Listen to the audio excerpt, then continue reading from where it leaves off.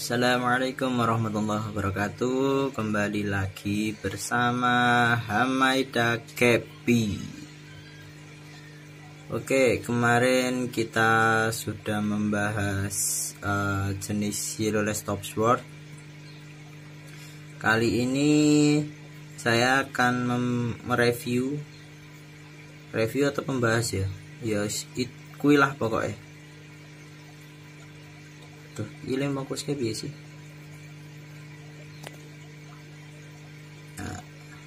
Oke, kali ini saya mau membahas tentang ikan ini nih. Mungkin udah banyak yang tahu, atau barangkali ada yang belum tahu sama sekali. Nah, ini jenisnya nama jenisnya Black Musco. Ada istilah Black Musco, ada istilah full black. Nah, itu terserah kalian lah mau nyebutnya apa. Kalau menurut saya sih itu sebutan nama dagang aja. Ada yang maksudnya gini. Maksudnya ada beberapa orang mengistilahkan itu hanya sekedar nama dagang. Ada istilah ada yang mereka menganggapnya beda, yaitu kalau full black itu dia warnanya full, bener-bener hitam. Terus misal di center dari samping dia warnanya itu nggak bias. Nah, sedangkan kalau Black Musco, maksudnya yang biasa disebut Black Musco, mereka menganggap kalau ketika di center warnanya itu agak membias kayak gitu. Biasanya warnanya biru. Kalau enggak biru itu agak kuning kayak gitu. Tapi rata-rata biru. Oh, hijau, bukan kuning, maaf. Dia membiasnya agak hijau.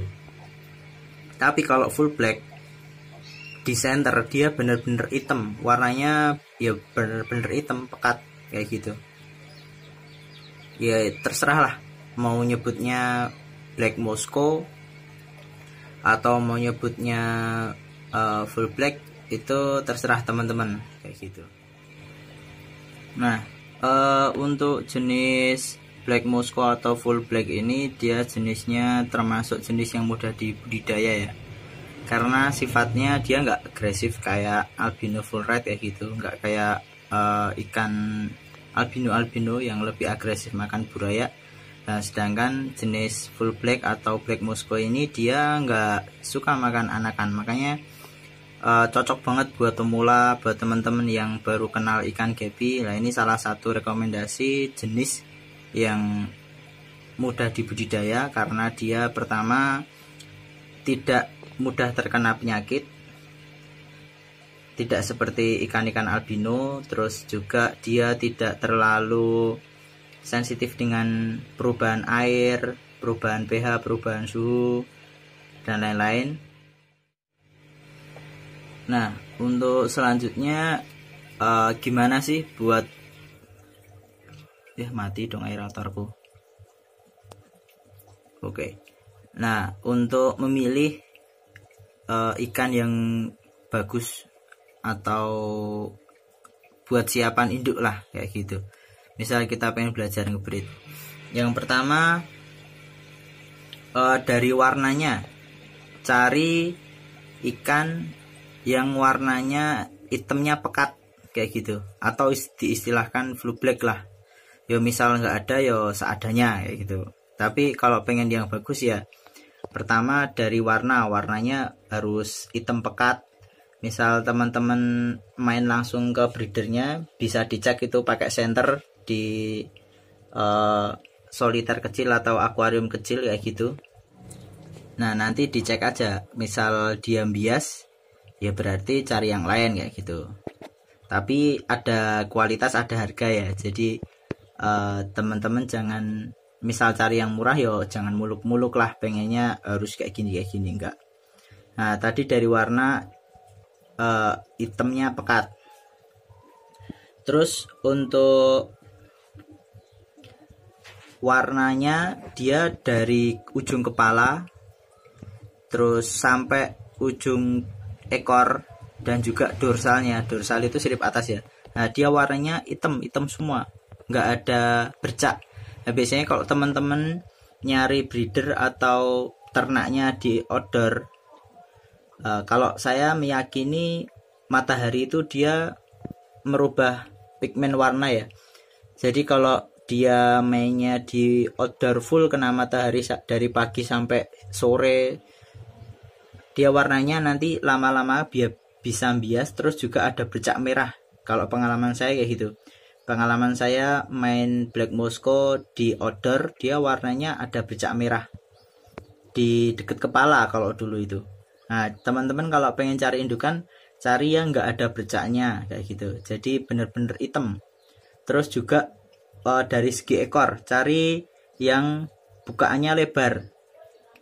Paling kalau untuk standarnya, setahu saya itu 90 derajat bukaan ekornya.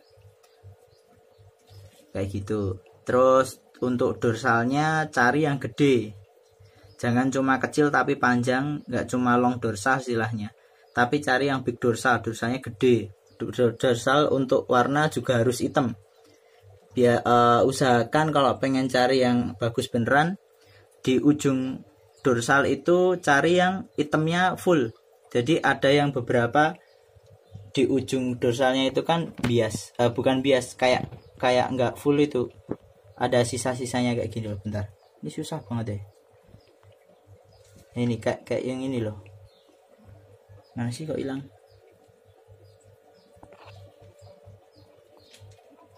Pokoknya di ujung dorsalnya itu dia agak putih-putih.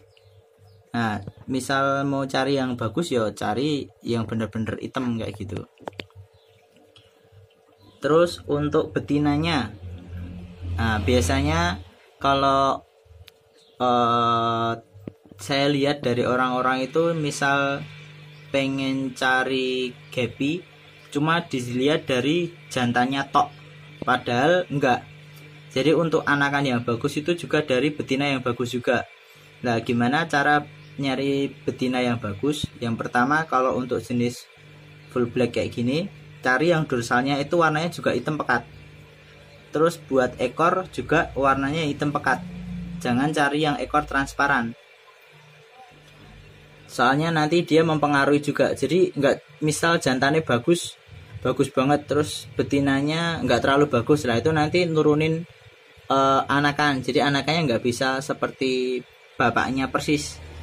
Jadi cari juga yang betina ekornya hitam, dorsalnya hitam kayak gitu. Hitamnya cari yang hitam pekat.